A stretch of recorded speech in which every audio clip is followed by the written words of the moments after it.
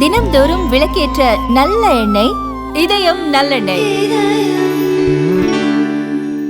சிறையில் இருந்த கைதிக்கு இழப்பீடாக 25 லட்சம் ரூபாய் வழங்க கூறிய மத்திய பிரதேச அரசுக்கு உச்சநீதிமன்றம் உத்தரவிட்டுள்ளது.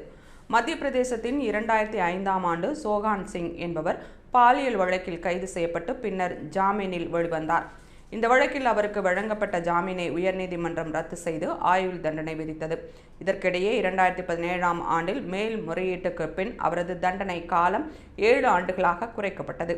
ஆனால் 8 ஆண்டுகளுக்கு பிறகு கடந்த ஜூலையில் தான் சோகன் சிங் விடுதலை செய்யப்பட்டார்.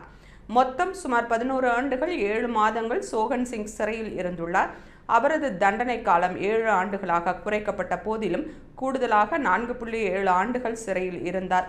கூடுதல் காலம் சிறையில் அடைக்கப்பட்டது தொடர்பாக அவர் தொடர்ந்த வழக்கு உச்ச நீதிமன்றத்தில் விசாரணைக்கு வந்தது. தண்டனை காலம் முடிந்தும் சிறையில் இருந்த சோகன் சிங்கிற்கு இழப்பீடாக 25 லட்சம் ரூபாய் வழங்க மத்திய பிரதேச அரசுக்கு உச்ச நீதிமன்றம் உத்தரவிட்டது.